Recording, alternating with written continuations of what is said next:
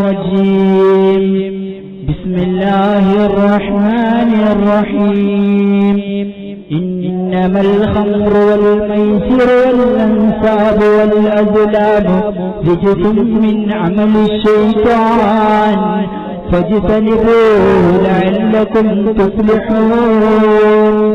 وقال رسول الله صلى الله عليه وسلم الخمر مفتاح لكل شر. മദ്യം സുഹൃത്തെ ഉപമയിലൊരു പീഡിയ, അതുപോലെ വിചാരത്തിനോ തീപറ്റിയ, ആർക്കെങ്കിലും ലഭിക്കുന്ന പക്ഷം പീഡിയും അന്വേഷണം തുടങ്ങും ഉടൻ തീപറ്റിയും. മുഹമ്മദ് മുഹമ്മദ് ഏറ്റവും ബഹുമാനാദരവ് നിറഞ്ഞ ഉസ്താദുമാർ, പ്രിയപ്പെട്ട സുഹൃത്തുക്കളെ, മദ്യപാനം എന്ന വിഷയത്തെ കുറിച്ചാണ് ഞാൻ സംസാരിക്കാൻ ആഗ്രഹിക്കുന്നത്. ഈ മഹത്തായ വേദിയിൽ മദ്യപാനികൾ ഉള്ളതുകൊണ്ടോ അല്ലെങ്കിൽ ആരെങ്കിലും മദ്യപാനിയായി മാറാൻ സാധ്യതയുള്ളത് കൊണ്ടോ അല്ല ഞാൻ ഈ വിഷയം ഇവിടെ പറയുന്നത്.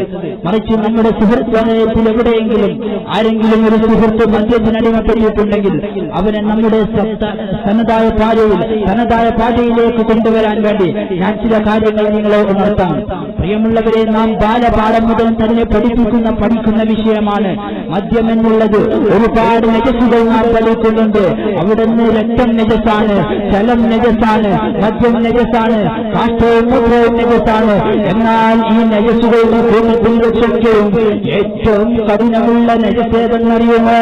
അത് മദ്യമാണ്. പ്രിയമുള്ളവരെ, ഒരു പക്ഷേ നിന്റെ ശരീരത്തിലെങ്ങാനും ഒരൽപ്പം രക്തം അവിടെ നിന്ന് ഉണ്ടായാൽ നിന്റെ നിസ്കാരത്തിലേക്ക് ഒരു പക്ഷേ അസൂയ ലഭിച്ചേക്കാം. എന്നാൽ നിന്റെ ശരീരത്തിലെ ഒരു തുള്ളി മദ്യമെങ്ങാനുമുണ്ടെങ്കിൽ നിന്റെ നിസ്കാരം അല്ലാഹു സ്വീകരിക്കുക കേട്ടോ. അത്രയും കഠിനമുള്ള നജസാണ് മദ്യമെന്നുള്ളത്.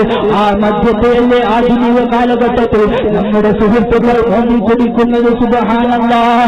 ഞാൻ പറയട്ടെ, നമ്മുടെ മുൻകഴിഞ്ഞ മഹാന്മാർ മദ്യത്തെ എത്ര ഗൗരവത്തോടെയാണ് കണ്ടത് അറിയില്ലേ നിങ്ങൾക്ക്? മഹാനായ അലി ഇബ്നു അബീ ത്വാലിബ് റളിയല്ലാഹു അൻഹുവിന്റെ ഭരണകാലത്ത് മദീനയിൽ എവിടെയോ ഒരൽപ്പം മദ്യം പുല്ലിലേക്ക് തെറിച്ചു വീണിട്ടുണ്ടെന്നും ആ പുല്ല് ഏതോ ഒരു ആട്ടിൻകുട്ടി ഭക്ഷിച്ചു എന്ന് അറിയുന്ന സമയത്ത് മഹാനായ അലി റളിയല്ലാഹു അൻഹു ഒരു ആട്ടിൻകുട്ടിയുടെ ആയുസ് കാലം കണക്കാക്കിക്കൊണ്ട് ആ കാലമത്രയും ആട്ടിൻ മാംസം അവിടെ ഉപേക്ഷിക്കുകയാണ് എന്നല്ല മഹാനായ ഇബ്നു മസ്ഊദ് റളിയല്ലാഹു അൻഹു പറഞ്ഞത്. നിങ്ങളൊരു മദ്യപാനിയെ കൊണ്ടുപോയി കബറിൽ കിടത്തിയിട്ട് ഒരൽപ്പം സമയം കഴിഞ്ഞ് ആ കബർ വീണ്ടും തുറന്നു നോക്കുകയാണെങ്കിൽ അവൻ കിബിലയിൽ നിന്നും തിരിഞ്ഞു കിടന്നിട്ടുണ്ടാകും.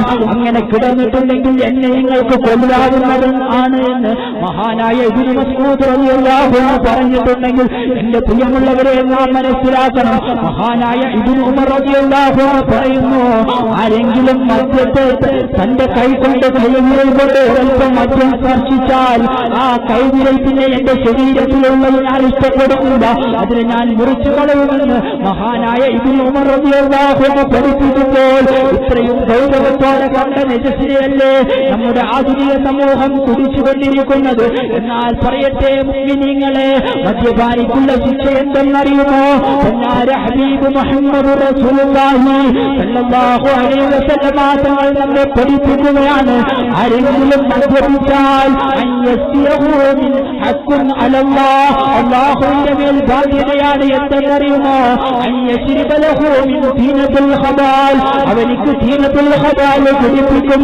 സഹാബാക്കൾ ചോദിക്കുകയാണ്, യാ റസൂലല്ലാഹ് വമാ തീനത്തുൽ ഖബാൽ, എന്താണ് നബിയേ തീനത്തുൽ ഖബാൽ എന്ന് സഹാബാക്കൾ ചോദിച്ച സമയത്ത് മുത്തായ തങ്ങളെ മറുപടി പറഞ്ഞത്, അറഖു അഹ്ലിന്നാർ, ഇബ്രാഹിം നബിയെ തീക്കുണ്ടാരത്തിലേക്ക് വലിച്ചെറിഞ്ഞ നമ്രൂദല്ലേ, മൂസാ നബിയെ കൊല്ലാൻ വേണ്ടി ശ്രമിച്ച ഫിർഔനില്ലേ, നമ്മുടെ നേതാവ് മുഹമ്മദ് റസൂലുള്ളാഹി സ്വല്ലല്ലാഹു അലൈഹി വസല്ലം തങ്ങളെ ക്രൂരമായി അമർത്തിച്ച അബൂജഹലും ഉത്ബത്തും ശൈബത്തും അടങ്ങുന്ന ഇവരൊക്കെയും നരകത്തിൽ കിടന്ന് അവരുടെ ശരീരത്തിൽ നിന്നും ഒലിച്ചിറങ്ങുന്ന ചീജലമാണ് തീനത്തുൽ ഖബാൽ എന്ന് മുത്തായ തങ്ങളെ പഠിപ്പിക്കുമ്പോൾ ആ തീനത്തുൽ ഖബാലാണ് മദ്യപാനിക്ക് അല്ലാഹു കുടിക്കാൻ കൊടുക്കുന്നത്. അതുകൊണ്ട് പ്രിയമുള്ള മുഅ്മിനീങ്ങളെ, നാം മനസ്സിലാക്കണം, ആ മദ്യത്തിന്റെ ഗൗരവം നാം കണക്കിലെടുത്തുകൊണ്ട് അത് ഉപേക്ഷിക്കാൻ വേണ്ടി തയ്യാറാവണം. ഏകദേശം 1350 വർഷങ്ങൾക്ക് ശേഷം 1350 വർഷങ്ങൾക്ക് മുമ്പ് മഹാനായ ഉർവത്ത് ഇബ്നു സുബൈർ റളിയല്ലാഹു അൻഹു എന്ന് പറയുന്ന ഒരു മഹാനുണ്ടായിരുന്നു. ആ മഹാന്റെ കാലിലെ കഥ ആഖിലത്തി എന്ന് അറിയപ്പെടുന്ന ഇന്നത്തെ കാലഘട്ടത്തിൽ പറയുകയാണെങ്കിൽ ക്യാൻസറിന് തുല്യമായ ഒരു രോഗം പിടിപ്പെടുകയാണ്. വിദഗ്ധരായ വൈദ്യന്മാര് അവിടുന്ന് കാല് മുറിച്ച് മാറ്റാൻ വേണ്ടി കൽപ്പിക്കുകയാണ്. ആ കാലഘട്ടത്തോട് യോജിച്ച നിലക്കുള്ള ഒരു തിയേറ്ററിൽ മഹാനായ ഉത്ബ റളിയല്ലാഹു അൻഹുവിനെ കൊണ്ടുപോയി കിടത്തിയപ്പോൾ ഡോക്ടർമാർ കത്തിയുമായി വരികയാണ്. കയ്യിലൊരു ദ്രാവകമുണ്ട്. അത് മഹാനായ ഉത്ബ റളിയല്ലാഹു അൻഹുവിനെ നീട്ടിക്കൊണ്ട് പറയുകയാണ്, തങ്ങളെ ഈ ഒരൽപ്പം നിങ്ങൾ കുടിക്കണം. നിങ്ങളുടെ ബോധം ഒരൽപ്പം സമയത്തേക്ക് മാറാൻ വേണ്ടിയാണ്. ആധുനിക സംവിധാനങ്ങളൊന്നും ആ കാലഘട്ടത്തിൽ ഇല്ലല്ലോ. ഈ സമയത്ത് മഹാനായ ഉർവത്ത് റളിയല്ലാഹു അൻഹു രോഷത്തോടെ അവിടെ നിന്ന് അട്ടഹസിക്കുകയാണ്. ഇത് ഹറാമായോ? നിന്നും അല്ലാഹു ഹറാമാക്കിയ മദ്യം കുടിച്ചിട്ട് എന്റെ കാല് നിങ്ങൾ മുറിക്കണ്ട എന്ന് ഉർവത്ത് റളിയല്ലാഹു അൻഹു അവിടെ നിന്ന് പറയുകയാണ്. തീർന്നില്ല, വീണ്ടും ഉർവത്ത് റളിയല്ലാഹു അൻഹുവിനോട് ഡോക്ടർമാർ വേവലാതിയോടെ ചോദിക്കുന്നു, അല്ല തങ്ങളെ പിന്നെ ഞങ്ങൾ എങ്ങനെയാണ് നിങ്ങളുടെ കാല് മുറിക്കേണ്ടതെന്ന് ചോദിക്കുമ്പോൾ ഉർവത്ത് റളിയല്ലാഹു അൻഹു പറയുകയാണ്, എനിക്കൊരു ജോലിയുണ്ട്, ഞാൻ ആ ജോലിയിലേക്ക് പ്രവേശിക്കാൻ. ആ സമയത്ത് നിങ്ങൾ എന്റെ കാല് മുറിച്ചു മാറ്റൂ എന്ന് പറയുമ്പോൾ ഇവിടുന്ന് എന്തായിരുന്നു ഉർവത്ത് റളിയല്ലാഹു അൻഹുവിന്റെ ജോലി എന്നറിയുമോ? ലാ ഇലാഹ ഇല്ലല്ലാഹ് അല്ലാഹു അക്ബർ സുബ്ഹാനല്ലാഹ്. മഹാനായ ഉർവത്ത് റളിയല്ലാഹു അൻഹു അല്ലാഹുവിന്റെ ദിക്റിലേക്ക് പ്രവേശിക്കുകയാണ്. ദിക്റിന്റെ മധുരയിൽ ലയിച്ചു കിടക്കുന്ന സമയത്ത് അവിടുത്തെ കാല് മുറിച്ചു മാറ്റുകയാണ്.